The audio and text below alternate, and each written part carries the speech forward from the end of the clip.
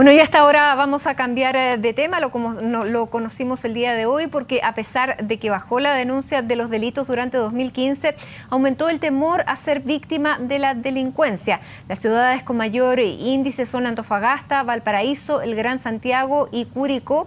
Así quedó expresado en este índice de victimización que fue dado a conocer por Paz Ciudadana. Queremos ampliar este tema. Estamos precisamente con la directora ejecutiva de la Fundación, Catalina Merz. Catalina, muchísimas gracias por estar con nosotros a esta hora explicando un poco y desglosando esta encuesta, porque está esta paradoja de que bajan los delitos pero aumenta el temor. Claro, ese dato a nivel nacional lo hemos analizado el año pasado cuando dimos a conocer la primera horneada de datos. A nivel nacional se dio el fenómeno de que disminuyó el porcentaje de hogares que declaró ser víctima de un delito, pero aumentó el temor y el porcentaje de personas que se ubican en un rango de alto nivel de temor. Lo que dimos a conocer hoy día tiene que ver con cómo esto se distribuye de manera muy distinta entre comunas. ¿Y cómo se explica?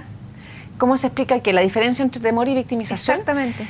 Bueno, hay varias explicaciones. Lo primero que hay que poner sobre la mesa es que esto es algo estudiado en todas partes del mundo, es muy difícil de desmenuzar, pero todos los estudios desde distintas perspectivas lo que concluyen es que lo que más impacta en la sensación de temor de las personas es la victimización propia o de cercanos. Por lo tanto, el nexo con lo que realmente ocurre es muy importante. Ahora, el año pasado en particular, lo que pasó en Chile, que a todos nos sorprendió, una de las hipótesis que trabajamos en esa época tiene que ver con que hoy día con las redes sociales, que son medios de información ultra localizados, nos enteramos de muchas más cosas de conocidos, que no entran en las noticias nacionales, pero y que antes yo no me enteraba, y que yo hoy día sí me entero, y que son círculos de personas que yo siento que son muy como yo, van a los mismos lugares, es decir, son personas como yo y siento por lo tanto que me puede llegar a ocurrir.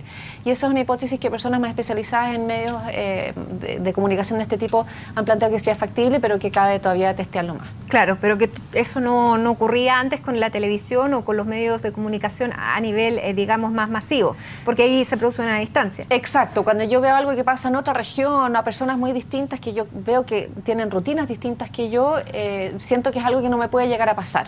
Mientras más cercana a la persona, más temor tengo, porque es algo que yo siento que puede llegar a ocurrirme a mí también. Ahora, el tema de que no se denuncien los delitos, y eso es la cifra negra, entre comillas, que se llama y que devela también este estudio, indica también que hay una gran cantidad de gente que finalmente no llega a denunciar y que también se puede explicar por el aumento, también eso podría explicar el aumento del temor. ¿Por qué la gente no denuncia? Nosotros en esta encuesta, que tiene que ser acotada porque lo hacemos a un grupo grande de personas y es un instrumento que hay que mantener corto, no indagamos en las razones de la denuncia o no denuncia. Hay otras encuestas, como la encuesta de victimización de gobierno, que sí pregunta. Y en general hay dos grandes grupos de personas de por qué no denuncian. Algunos porque creen que no habría valido la pena, que lo que se robó finalmente no vale la pena, por el bien que se robó en el fondo no tiene el valor suficiente como para hacer todo el trámite o echar a andar todo el sistema de persecución penal.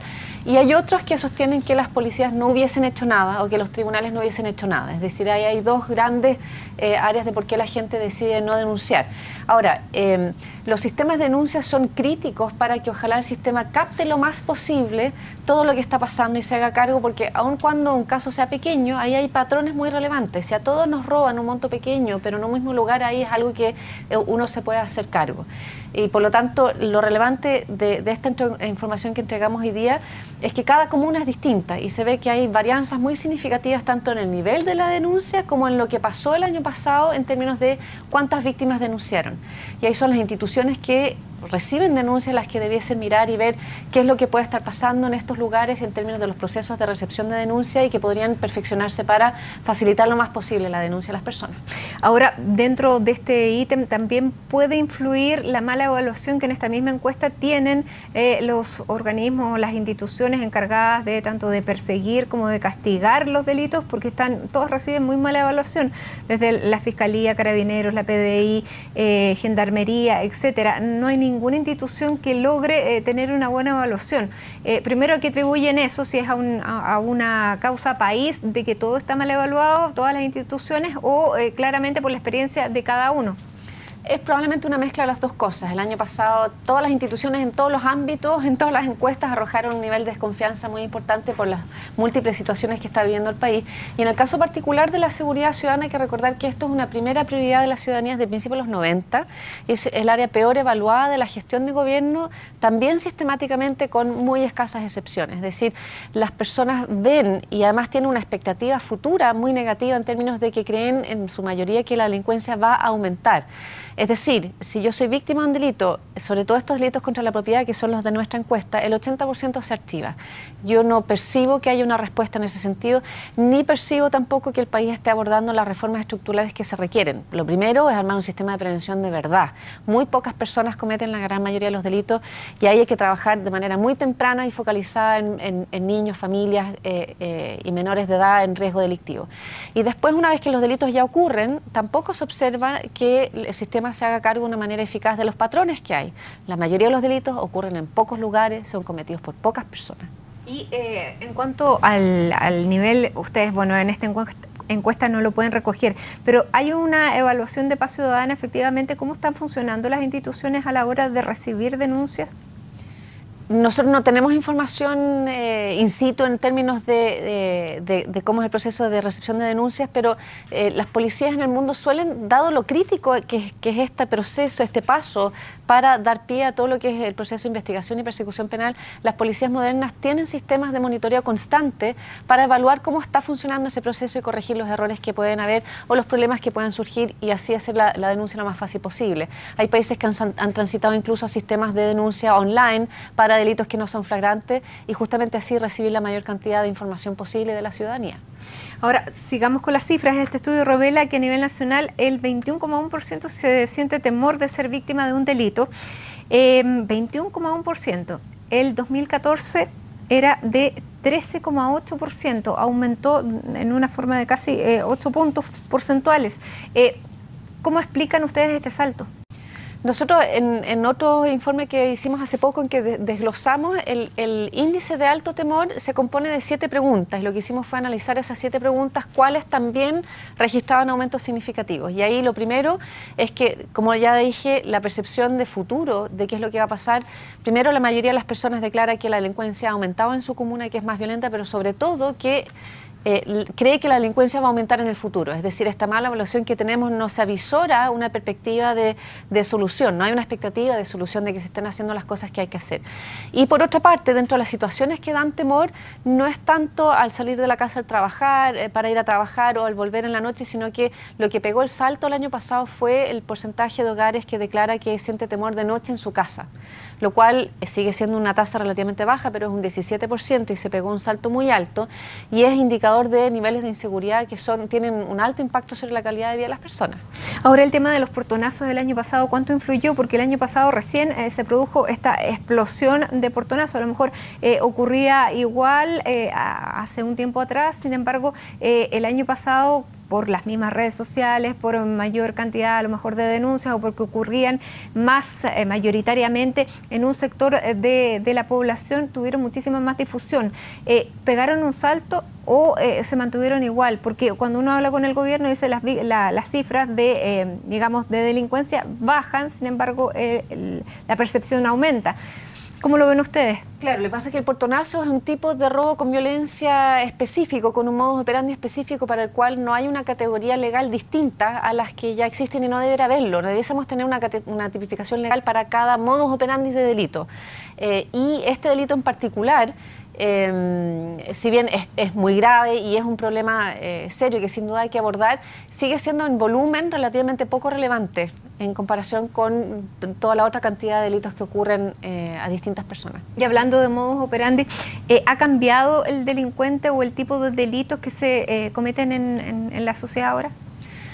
A ver, hay de todo. Lo que hay que considerar que la población criminalmente activa, que si no logramos prevenir que menores de edad y jóvenes ingresen a sendas delictivas, hay un grupo pequeño de personas de cada corte de hombres que va a ser criminalmente muy activo. Y ese pequeño grupo va a mutar dependiendo de las oportunidades que surjan, va a tener ciertos niveles de organización y en esos casos la manera de evitar que ellos sigan cometiendo delitos es identificarlos y poder imputarlos por más de un delito y lograr, ¿no es cierto?, condenarlos como corresponde.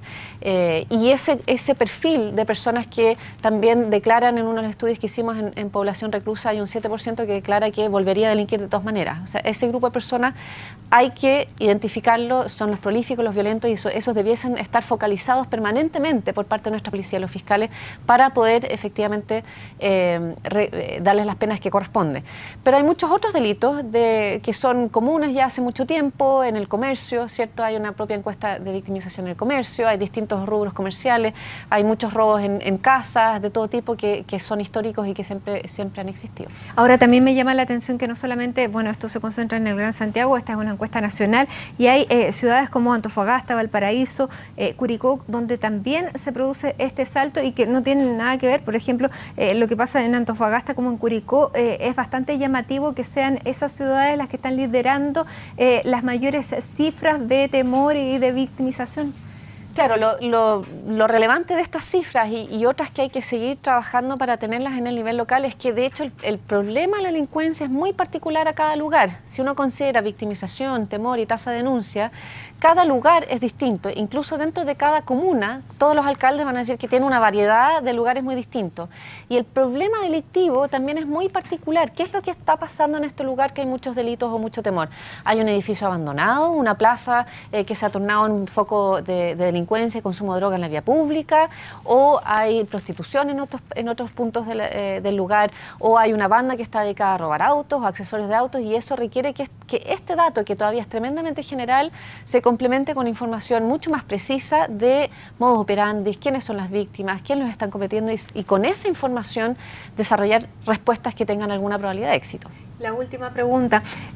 Siempre se ha acotado por parte del gobierno que en la Araucanía no hay terrorismo, sino que hay un aumento en la comisión de delitos.